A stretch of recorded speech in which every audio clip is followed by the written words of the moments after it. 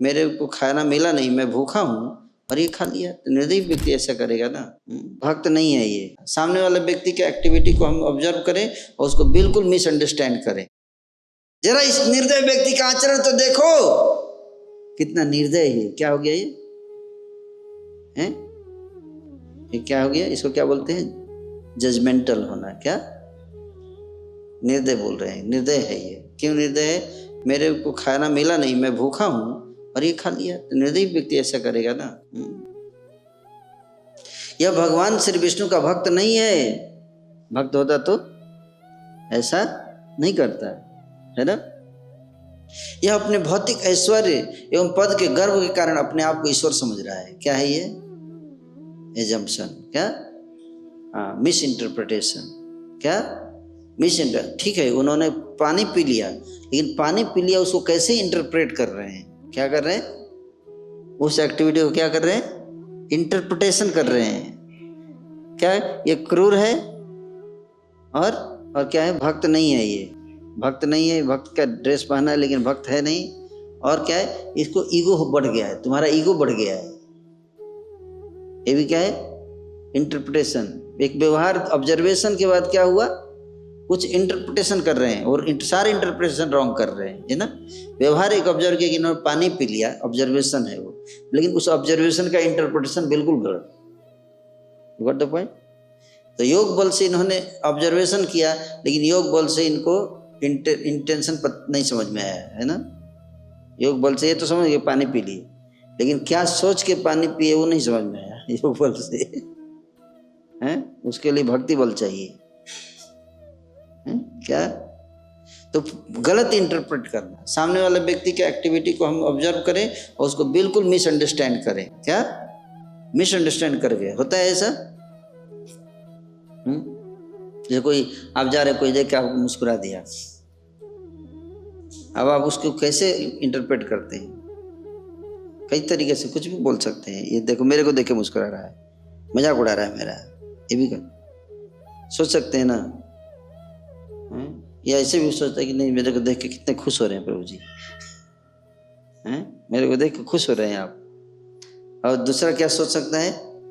मेरे को देख के हंस रहा है, जरूर मेरा मजाक उड़ा रहा है। दोनों क्या? हंसी, कोई हंसा, उसको आप कैसे इंटरप्रेट करते हो? उससे झगड़ा होता है। गलत इंटरप्रिटेशन कर लिया, गलत मिसअंडरस्टैंडिंग डेवलप हो गई, देखिए क्या झगड़ा हो गया। बोले अपने आप को ईश्वर समझ। देखो ना, इसने धर्म के नियमों का कैसे उल्लंघन किया है। महाराज अम्बरीश, तुमने मुझे अतिथि के रूप में भोजन हेतु आमंत्रित किया, लेकिन मुझे न खिलाकर पहले तुमने स्वयं खा लिया है। तुम्हारे इस दुर्व्यवहार के कारण मैं तुमको इसका मजा चखाऊंगा। कोई बात नहीं, सामने लोग इससे पूछो एक बार कि भाई आप जैसे महान राजा ऐसा कैसे कर सकते हैं, आपने ऐसा क्यों किया? पूछ सकते थे ना।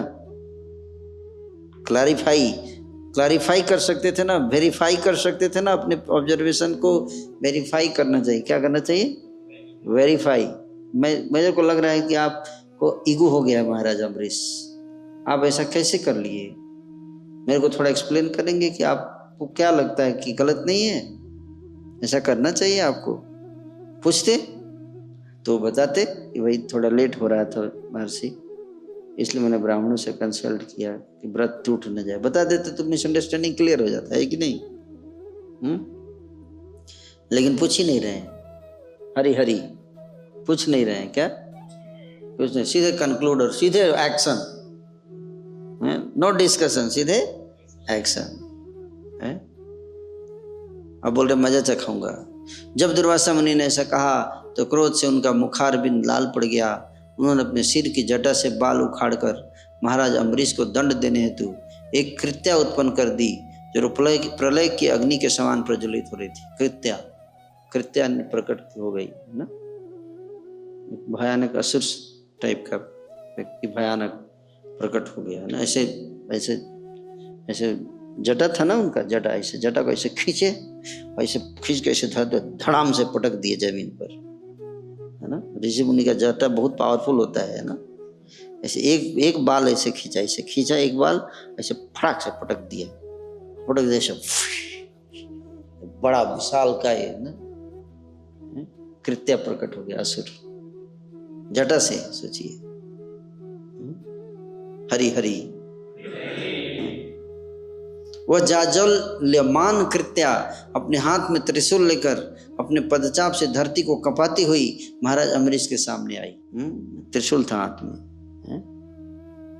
किंतु उसे देखकर राजा तनिक भी विचलित नहीं हुए। राजा डरे ही नहीं, कोई डर नहीं, क्योंकि भगवान का भक्त न कुतश्चन बिभ्यति नारायण परा सर्वे, उनको कोई भय नहीं अम्बरीश महाराज। और अपने स्थान से रंच मात्र भी नहीं हटे। तात्पर्य नारायण परा सर्वे न कुतश्च। देखो वही बात आ गई, हम जो श्लोक बोले वही पहले ही है। नारायण का एक शुद्ध भक्त कभी भी किसी भौतिक संकट से भयभीत नहीं होता। भक्तों के ऐसे अनेक उदाहरण प्राप्त हैं। प्रहलाद महाराज जिन्हें उनके पिता ने तरह तरह से कष्ट देते थे, किंतु तनिक भी भयभीत नहीं हुए। यद्यपि वे अभी केवल 5 वर्ष के बालक थे, अतः अम्बरीश महाराज तथा प्रहलाद महाराज का अनुकरण करते हुए भक्त को इस संसार की ऐसी समस्त विषम स्थितियों को सहने का अभ्यास करना चाहिए।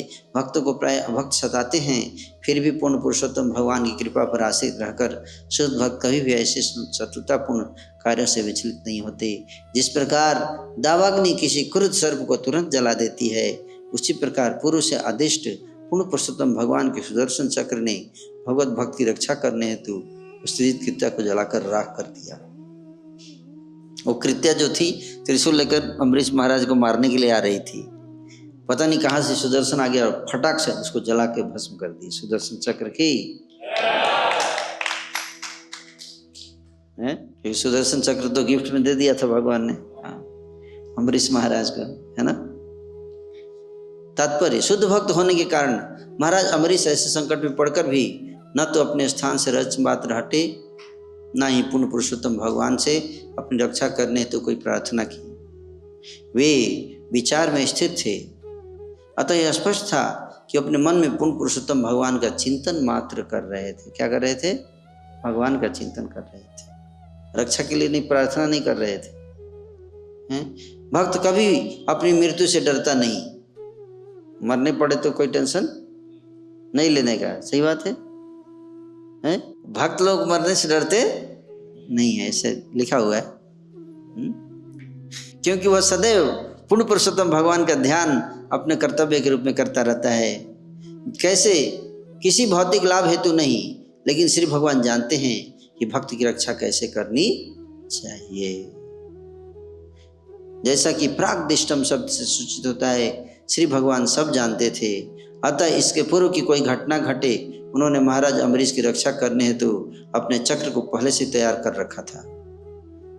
भगवान देखो, है ना, हम बचाना वो हर जगह उनको पता है, एडवांस में ही सुदर्शन चक्र रेडी कर रखा था, पहले से पता था कि ऐसा करेंगे, है ना। भक्त को यह सुरक्षा भक्ति शुरू करने के दिन से ही प्रदान की जाती है। जिस दिन भक्ति शुरू होती है उसी दिन से सुरक्षा प्रदान हो जाती है। कौन्ते प्रतियानी न में भक्त प्रणश्यति। यदि कोई व्यक्ति भक्ति की शुरुआत ही करता है तो तुरंत ही पूर्ण पुरुषोत्तम भगवान उसकी रक्षा करने लगते हैं।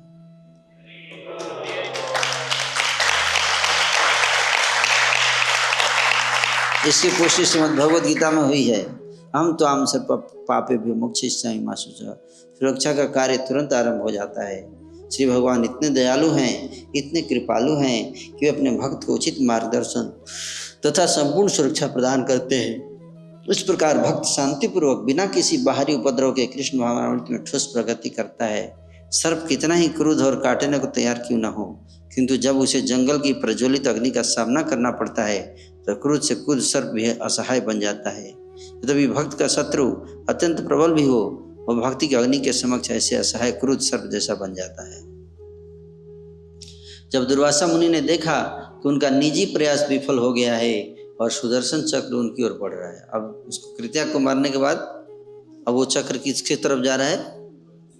दुर्वासा मुनि की। तुमको भी जलाऊंगा, तुमको भी भस्म करूंगा।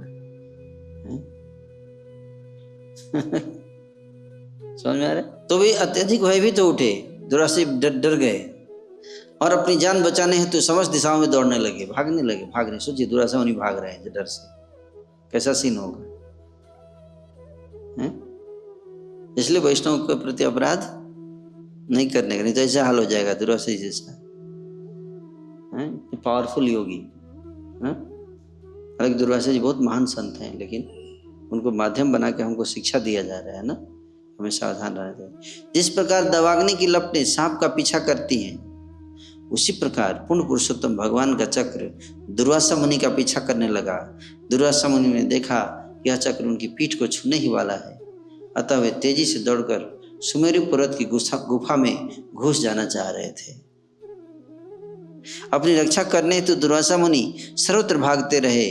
वे आकाश में भागे, पृथ्वी तल पर भागे, गुफाओं में घुसे, समुद्र में जाकर घुस गए, तीनों लोकों के शासकों के विभिन्न लोकों तथा स्वर्ग लोक में भी गए।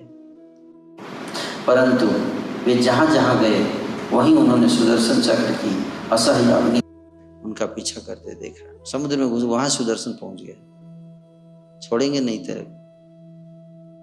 दुर्वासा मुनि भयभीत मन से इधर उधर शरण खोजते रहे, किंतु जब उन्हें कोई शरण न मिल सकी तो अंततः वे अपने पिता ब्रह्मा के समीप पहुंचे। कहाँ पहुंचे? ब्रह्मा जी के समीप। यस।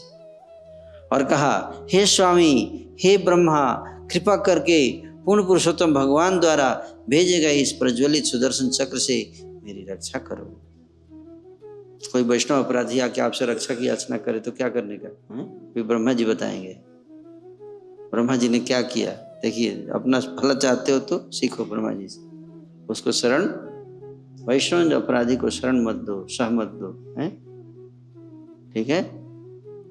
ब्रह्मा ने कहा, द्विपरार्ध के अंत में जब श्री भगवान की लीलाएं समाप्त हो जाती हैं तो भगवान श्री विष्णु अपनी एक भ्रिकुटी को टेढ़ा करके संपूर्ण ब्रह्मांड का विनाश कर देते हैं। इसमें मेरा क्वार्टर भी है, मेरा फ्लैट भी उसमें जल जाता है। कौन बोल रहे हैं?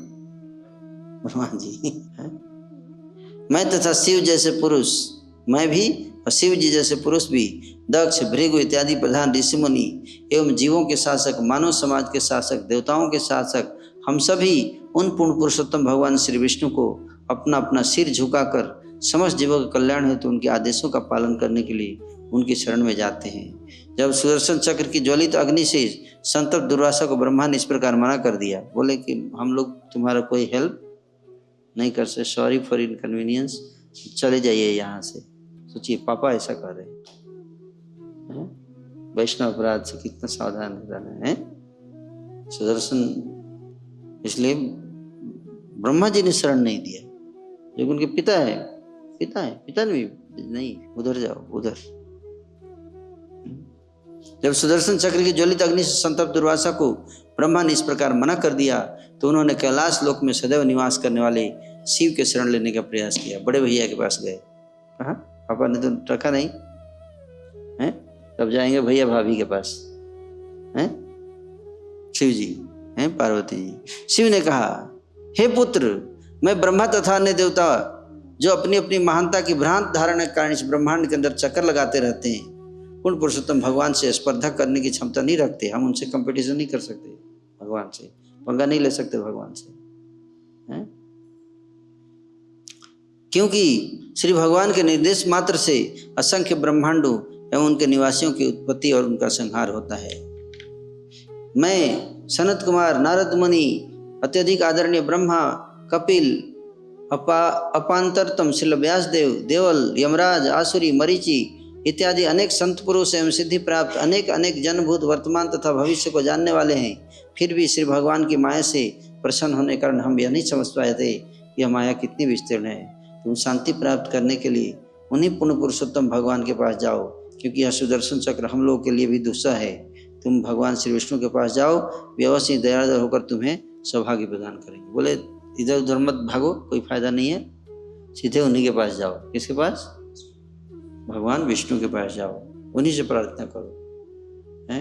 तत्पश्चात शिव के द्वारा भी शरण नहीं मिलने पर निराश होकर दुर्वासा मुनि वैकुंठ धाम गए, जहाँ भगवान नारायण अपनी प्रियतमा लक्ष्मी देवी के साथ निवास करते हैं। सुदर्शन चक्र की गर्मी से झुलसे हुए महान योगी दुर्वासा मुनि भगवान नारायण के चरण कमलों पर गिर पड़े। कपकपाते शरीर से वे इस प्रकार बोले, हे अच्युत, हे अनंत, हे समस्त ब्रह्मांड के रक्षक, आप ही सभी भक्तों के अभीष्ट हैं। हे प्रभु, मैं महान अपराधी हूँ, कृपया मुझे संरक्षण प्रदान करें। तो बहुत इंपॉर्टेंट श्लोक है ये। याद करना चाहिए। संदह्यमानो जितशस्त्रबन्धिना तत्पादमूले पतितः शवे पथु आहाच्युतानन्त सदीप्सिता प्रभो कृतागसं मावहि विश्वभावना। मैं महान अपराधी हूँ, ऐसे बोल रहे हैं। रियलाइजेशन हो गया है, रियलाइजेशन हो गया। अजानता ते परमानुभावम् कृतं मयाघं भवतः प्रियाणाम् विधेहि तस्यापचितिं विधातः मुच्चेत यदनायुधितेनारकोऽपि। बहुत सुंदर प्रार्थना है, दुर्वासा जी भगवान से प्रे कर। हे प्रभु, हे शुद्ध नियंता, मैंने आपकी असीम शक्ति समझे बिना आपके शुद्ध प्रिय भक्त के प्रति अपराध किया है। कृपया मुझे इस अपराध के फल से बचा लें। आप सब कुछ कर सकते हैं, क्योंकि यदि कोई व्यक्ति नरक जाने के लायक हो, उसके भी हृदय में अपने पवित्र नाम को जगाकर आप उसका उद्धार कर सकते हैं। श्री भगवान बोले, अहम भक्त पराधीनो हि अस्वतंत्र इवा द्विजा साधुभिर्ग्रस्त हृदयो भक्तै भक्ता जना प्रिय। पूर्ण पुरुषोत्तम भगवान ने उस ब्राह्मण से कहा, मैं पूर्णतः अपने भक्तों के वश में हूं। क्या बोले? मैं अपने भक्तों के वश में हूं। निस्संदेह मैं तनिक भी स्वतंत्र नहीं, क्योंकि मेरे भक्त भौतिक इच्छाओं से पूर्णतः रहित होते हैं, अतः मैं उनके हृदय में ही निवास करता हूँ। मुझे मेरे भक्त ही नहीं, मेरे भक्तों के भक्त भी अत्यंत प्रिय हैं। भक्त तो प्रिय हैं ही, लेकिन भक्तों के भक्त भी मुझे बहुत प्रिय है।